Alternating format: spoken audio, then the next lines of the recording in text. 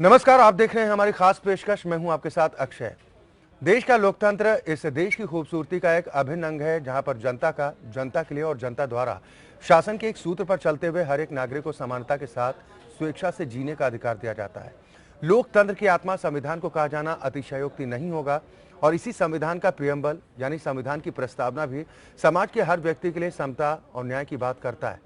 कानून हर समस्या के सही प्रारूप में समाधान के लिए मौजूद है, लेकिन सही जानकारी ना होने या फिर कानूनी पेचीदगियों के चलते एक हिस्सा सही समय पर न्याय हासिल करने में असमर्थ महसूस करता है। और इसी अंतर को खत्म करने के लिए इंडिया लीगल रिसर्च फाउंडेशन के इनिशिएटिव लीगल हेल्पलाइन में हम यहाँ पर मौजूद रहते हैं, आपकी हर कानूनी समस्या में आपकी निःशुल्क कानूनी सहायता के लिए। आज जिस विषय के साथ हम आए हैं वो उपभोक्ताओं से जुड़ा हुआ है कि उपभोक्ताओं के हितों से संबंधित क्या कानूनी प्रावधान है। इसके साथ ही अगर किसी भी तरह की कोई कानूनी अड़चन आपके जहन में है तो भी आप हमारे साथ इस खास कार्यक्रम के माध्यम से जुड़ सकते हैं, अपना सीधा सवाल हमसे कर सकते हैं। फोन लाइन्स खुल चुकी हैं और टेलीविजन स्क्रीन पर जो नंबर फ्लैश हो रहे हैं, नंबर्स पर कॉल करके आप हमारे साथ जुड़ सकते हैं और सीधा सवाल आप हमसे कर सकते हैं। लीगल हेल्पलाइन आपका अपना शो है, शो के माध्यम से आप अपनी आवाज़ को बुलंद कर सकते हैं। अगर किसी भी तरह की कोई कानूनी अड़चन आपके जहन में है तो अब आपको परेशान होने की ज़रूरत बिल्कुल भी नहीं है। हम यहाँ पर मौजूद हैं आपकी निःशुल्क कानूनी सहायता के लिए।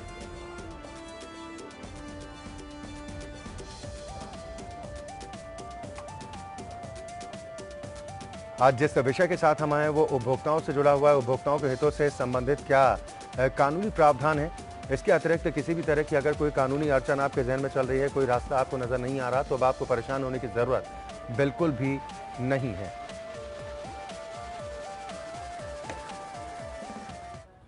और आज इस विषय पर ज्यादा चर्चा और बातचीत के लिए मेरे साथ खास मेहमान संजय शर्मा जी मौजूद हैं। आप अधिवक्ता हैं हाईकोर्ट के। संजय शर्मा जी, बहुत स्वागत है आपका। सबसे पहले डिफाइन करना बेहद जरूरी हो जाता है कि एक उपभोक्ता है कौन और कानूनन किस तरह से संरक्षण उसे मिलता है। पहले इस कानून के आने से पहले जो कोई भी कंपनसेशन के लिए सिविल कोर्ट को जो है उसमें आपको अप्लाई करना पड़ता था जी।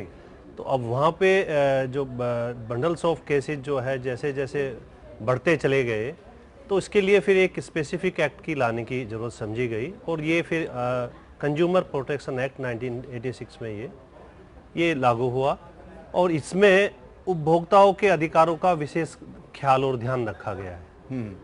इसमें जैसे कि आप कोई आपको सर्विस देता है, आपको कोई गुड्स सप्लाई करता है या आपको सर्विस देने का वादा करता है, उसमें किसी भी तरीके की कोई भी कमियां हो तो आप उस के अगेंस्ट में आप कंज्यूमर कोर्ट में आप जा सकते हैं।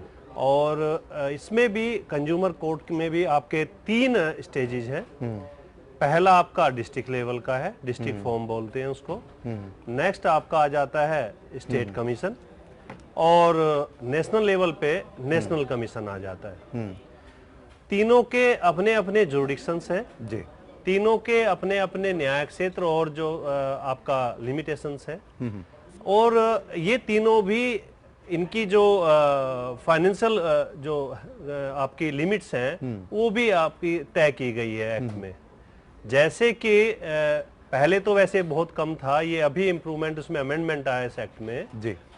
डिस्ट्रिक्ट फॉर्म के अंदर में आप जो आपका 20 लाख से आप जो उससे ज़्यादा नहीं होना चाहिए, 20 लाख से नीचे जो भी रहता है आप उसमें आप अपना जो आपको नुकसान हुआ है या नुकसान होने का आपको अंदेशा है वो आप डिस्ट्रिक्ट फॉर्म में आप उसके अगेंस्ट में एप्लीकेशन फाइल। चले, बिल्कुल लगातार इससे संबंधित तमाम पहलुओं को हम समझने की कोशिश करेंगे और अपने दर्शकों से भी हम अपील कर रहे हैं कि किसी भी तरह की कोई कानूनी अड़चन अगर आपके जहन में चल रही है तो अब बिल्कुल भी परेशान होने की जरूरत नहीं है। दर्शकों के जुड़ने का सिलसिला भी शुरू हो चुका है। पहले दर्शक मेघालय से अरुण हमारे साथ जुड़ गए हैं। अरुण जी, बहुत स्वागत है आपका, सवाल कीजिए। सर नमस्कार। नमस्कार सर, मेरा प्रॉब्लम डेट ऑफ बर्थ से है। सर, मैंने 84 में मैट्रिक पास किया था जी और उसके बाद से मैं कई बार स्कूल को लिखा तो स्कूल कह रहा है कि जो हमारे पास रिकॉर्ड है वो रिकॉर्ड मैं आपको भेज दिया हूँ। और इससे समस्या ये है सर कि लेफ्ट हैंड साइड में मदर नेम फादर्स नेम रहता है और राइट साइड में डेट ऑफ बर्थ। तो जो पेज था वो पेज फाड़ लिया गया है। जी जी। और मैं स्कूल इंस्पेक्टर को वेरीफाई करने के लिए रिक्वेस्ट किया, तो वो इस बात को मना कर रहा है कि हम नहीं करेंगे और हमारे पास कोई ऑप्शन नहीं है सर। 2 साल का गड़बड़ है सर, क्या किया जा सकता है सर? ठीक है संजय शर्मा जी, क्या इनके पास कानूनन रास्ता बचता है? अगर आपके इनकी पास सुनवाई नहीं में होती? कानूनन रास्ता है, आप उनके अगेंस्ट में क्रिमिनल एक्शन ले सकते हैं। उनके अगेंस्ट में आप आईपीसी की 467, 468 और 420 का आप जो है ना ये केस दर्ज करा सकते हैं। पहले आप लोकल पुलिस स्टेशन आप उनको अप्रोच कीजिए और उसके बाद भी नहीं होती है तो फिर आपके जुडिक्शंस में जो भी कोर्ट आती है आप उनको अप्रोच कीजिए इसमें, और आपको इसमें पक्का इंसाफ मिलेगा। क्योंकि जैसे आप बता रहे हैं, आपके सामने एक दूसरा ऑप्शन ये है कि आप आरटीआई में, आपको लगता है ना कि ये आपका पेज फट गया है, तो आरटीआई में उस डॉक्यूमेंट को या उस पेज को आप कॉल कीजिए आप और अपने पास में रखिए उसको, और वो आपके लिए एक बेहतर एविडेंस साबित होगा। चलिए बिल्कुल उम्मीद करते हैं अरुण जी, जो आपका सवाल था उसका वाजिब जवाब आप तक जरूर पहुंचा होगा। हम अपने दर्शकों से भी बार बार अपील कर रहे हैं कि अगर किसी भी तरह की कोई कानूनी अड़चन है, कोई रास्ता, कोई उपाय आपको नजर नहीं आ रहा, तो अब आपको बिल्कुल भी परेशान होने की जरूरत नहीं है। लीगल हेल्पलाइन आपका अपना शो है, शो के माध्यम से आप हमारे साथ जुड़ सकते हैं, हमें कॉल कर सकते हैं और सीधा सवाल आप हमसे कर सकते हैं अगर किसी भी तरह की कोई कानूनी अड़चन है। आज जिस विषय के साथ हम आए हैं, आज का विषय हमारा ये उपभोक्ताओं के अधिकारों से जुड़ा हुआ है कि उनके संरक्षण को लेकर कानूनी प्रावधान क्या कुछ कहता है, कैसे आप अप्लाई कर सकते हैं अगर उपभोक्ताओं के साथ किसी भी तरह के कोई फौर्जरी होती तो कानूनन क्या कुछ प्रावधान होता है, किस एक्ट का इस्तेमाल किया जाता है। संजय शर्मा जी, ये जानना भी बेहद ज़रूरी हो जाता है इस एक्ट के तहत। मैं आपको इसी बारे में बता रहा था, जैसे कि अभी आपके अधिकारों का कहीं पे भी हनन होता है, आपको कोई सर्विस, आपको वादा किया जाता है आपको ये सर्विस देंगे और वो आपको सर्विस प्रोवाइड नहीं करता, या आपको ये कहा जाता है कि ये इस तरीके से मेरी जो आपका इक्विपमेंट है या आपको जो गुड्स सप्लाई करते हैं वो ये बेहतर सर्विस देगा या हमारी कंपनी आपको बेहतर सर्विस देगी।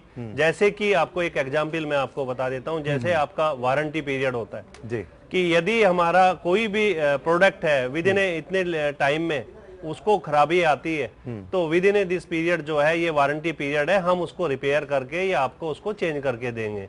और यदि इस तरीके की सर्विस में आपको सर्विस नहीं मिलती या आपको वो डिफॉल्टर होता है सर्विस का, तो आप कंज्यूमर प्रोटेक्शन एक्ट के तहत आप एप्लीकेशन मूव कर सकते हैं। और ये इतना सीधा सिंपल सा एक्ट है, इसमें आपको मैं ये भी स्पेशली कहना चाहता हूं, इसमें किसी एडवोकेट की भी आपको जरूरत नहीं है। आप एक सिंपल सी एप्लीकेशन आप अपनी जो प्रॉब्लम्स आपको आई है क्या है वो बनाइए और उसको आप फाइल कर दीजिए।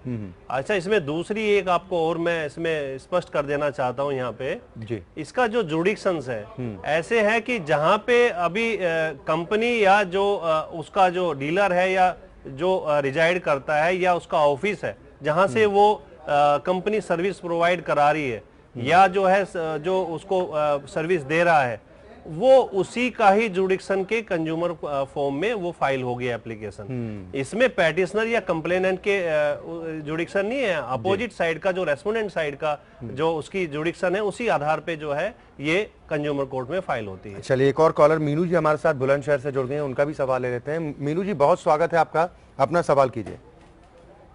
अभी हमने कुछ दिन पहले भी फोन किया था आपके चैनल में, तो हमें राय दी थोड़ा सा, तो उसके तहत हमसे जो है पुलिस वालों से बात की थी, तो वो हमारा ससुराल का मैटर चल रहा था।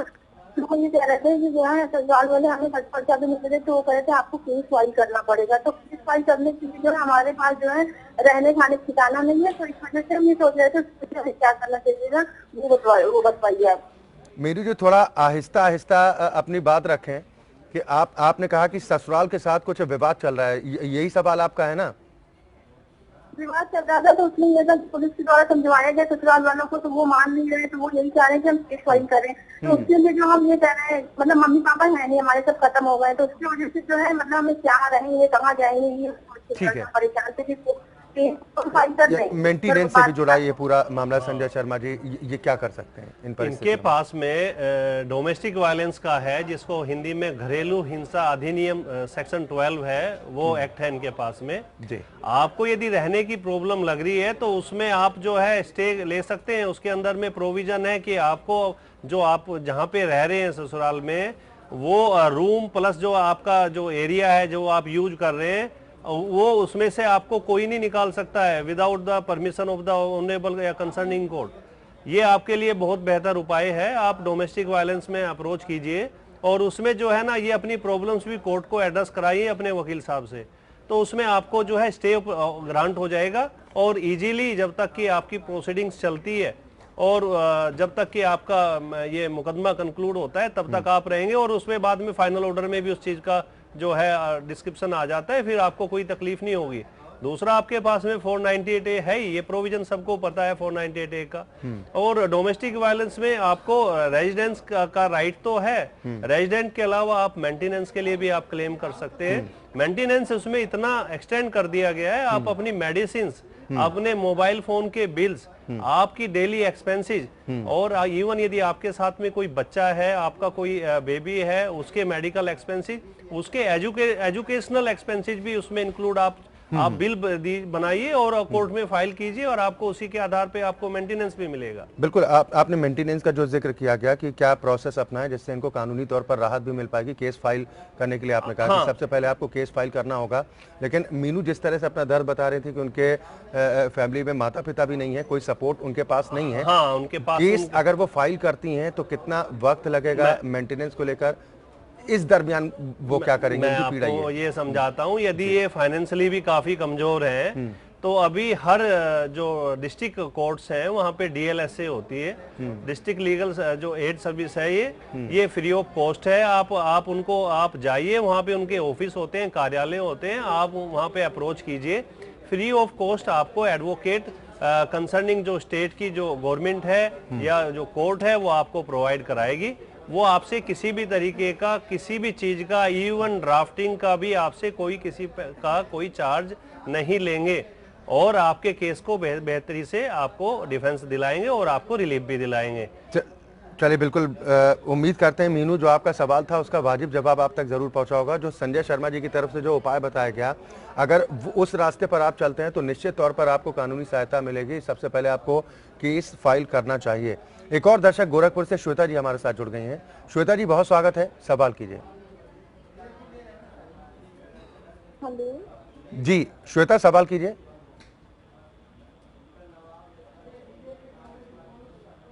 हेलो श्वेता, अगर आप तक आवाज पहुंच रही है तो आप अपना सवाल कीजिए। जी सर, प्रणाम। नमस्कार सर, हमें हमारी बहन के बारे में बात करनी थी। जी जी। हमारी बड़ी दीदी की शादी हो गई है, तो उनकी शादी मतलब हो गई 16-17 साल हो गए। उनके जो हस्बैंड है वो मानसिक रोगी है और उनका इलाज हम लोग करा रहे हैं, लेकिन उनके जो परिवार वाले हैं वो कोई सहायता नहीं कर रहे हैं उनकी। और हम लोग चाहते हैं कि मतलब वो ठीक हो जाए बिल्कुल भी, तो हम लोग एलोपैथ से इलाज करवा रहे हैं। हम लोग चाहते हैं कि हम लोग इसका आयुर्वेदिक इलाज हम लोग करवा, लेकिन इसके लिए हमारी कोई भी सहायता नहीं हो रही है। और आप समझ सकते हैं कोई औरत को कितना भी इलाज करवा, उनके 2 बच्चे भी हैं, तो क्या हम उनके परिवार वालों के खिलाफ कुछ एक्शन नहीं ले सकते कि जिससे कम से कम वो दवा का खर्च तो उनसे उठाएं? संजय शर्मा जी, क्या इन्हें उपाय बताएंगे? मैं अभी क्लियर नहीं हूँ उसमें। इनका सवाल ये है कि इनके बहन के हस्बैंड हैं जो जिनकी मानसिक हालत ठीक नहीं है, उनकी दिमागी स्थिति ठीक नहीं है, इलाज कराया जा रहा है। उनके ससुराल के लोग इस बात में मदद नहीं कर रहे हैं, यानी कि लड़के के माता पिता की तरफ से या परिवार के अन्य सदस्यों की तरफ से इलाज में किसी तरह का सपोर्ट नहीं किया जा रहा है। ये श्वेता जानना चाहते हैं क्या कानूनन इस तरह का प्रावधान है कि कम से कम इलाज का खर्च उनके माता पिता या परिवार के अन्य सदस्यों की तरफ से प्रोवाइड कराया जा सकता है? यहाँ पे कानून इस रिलेशन पे गौन है। हाँ, ये एक कर सकते हैं, पर ये भी जो है बेटर वो नहीं होगा, क्योंकि ये जो इसमें यदि हम CRPC में भी सेक्शन 125 में भी जाते हैं तो वहाँ पे भी वाइफ या हस्बैंड या मदर फादर, लेकिन औलाद के लिए कोई, मैं नहीं मानता ऐसा कुछ है। इसके लिए ये जो है यदि इस तरीके की प्रॉब्लम्स है, डोमेस्टिक वायलेंस को अप्रोच करें। ये भी डोमेस्टिक वायलेंस का काफी वाइड एस्पेक्ट है, उसमें कहीं ना कहीं पे ये टच करेगा इस चीज के लिए कि हाँ ये प्रॉब्लम्स है और ये जो है फाइनेंशियली इसको ऐड नहीं कर रहे, या पर्टिकुलरली आप अपना जो है ना, मैं आपको दूसरा एक वे बताता हूँ। आपका यदि इसमें प्रॉपर्टी से है, सूट फॉर पार्टीशन, और अपना जो है पोजीशन अपना फाइल कीजिए, और अपना यदि वो आते हैं ठीक है तो वो आपको इसके लिए फाइनेंशियली एड करेंगे, आपके घर वाले आपको। यानी अधिकारों की बात कर रहे हैं कि अगर अधिकारियों को लेकर क्लेम करते हैं तो कानूनन आपके लिए रास्ता निकल सकता है। रास्ता निकलेगा आपको इसके लिए, क्योंकि आपको दूसरा सिरा पकड़ना पड़ेगा। यदि कहीं पे हमारा लास्ट साइलेंट है जी। तो आपको उस चीज के लिए, क्योंकि कानूनन उस प्रॉपर्टी पे या जो भी वो वहां पे उससे जो वो कमाई कर रहे हैं या जो उसकी इनकम है इस प्रॉपर्टी से, सपोज करो कोई रेंटल इनकम आती है तो आप अप्रोच कर सकते हैं, उसमें उनका पार्ट बनता है, उसको क्लेम कीजिए आप। नहीं, अगर माता पिता, जैसा ये मीनू बता रही थी कि उनके माता पिता इलाज में मदद नहीं कर रहे हैं, तो संपत्ति में भी अगर वो अपना भागीदार नहीं बनाना चाहते हैं, नहीं नहीं, वो राइट बनता है, ये लीगली इन्फोर्सेबल है इस चीज के लिए। वो अपना सूट फॉर पार्टीशन और पोजीशन फाइल कीजिए, उसमें आपको उसका लीगली यदि आप इंटाइटल है तो आपको वो राइट मिलेगा आपको। और दूसरी बात ये है कि यदि आपके सपोज करो कोई रेंटल इनकम है, एग्रीकल्चर इनकम आ रही है उस प्रॉपर्टी से जिसमें कि वो भी हिस्सेदार है, लीगल हियर्स है, तो वो उसको भी आप जो है क्लेम कर सकते हैं आप फाइनेंशियली, और आपकी वो एक इनकम बन सकती है, कोर्ट इसके ऊपर में ऑर्डर ग्रांट कर सकती है। चलिए, बिल्कुल उम्मीद करते हैं श्वेता, जो आपका सवाल था उसका वाजिब जवाब आप तक जरूर पहुंचा होगा, और जो उपाय संजय शर्मा जी की तरफ से बताए गए हैं कि किस तरह से कानूनन आपको राहत मिल सकती है, अगर इस रास्ते पर आप चलते हैं तो निश्चित तौर पर आपको सहायता जरूर उपलब्ध हो पाएगी। हम अपने दर्शकों से भी बार बार अपील कर रहे हैं कि अगर किसी भी तरह की कोई कानूनी अड़चन आपके जहन में है, कोई रास्ता, कोई उपाय आपको नज़र नहीं आ रहा, तो अब आपको परेशान होने की ज़रूरत बिल्कुल भी नहीं है। हम यहाँ पर मौजूद हैं आपकी निःशुल्क कानूनी सहायता के लिए। लीगल हेल्पलाइन आपका अपना शो है, आप हमें कॉल कर सकते हैं, अपना सीधा सवाल हम तक कर सकते हैं, जिसका जवाब हम आप तक पहुँचाने की कोशिश करते हैं। एक और दर्शक महाराष्ट्र से हमारे साथ जुड़े हैं, बहुत स्वागत है आपका, अपना सवाल कीजिए।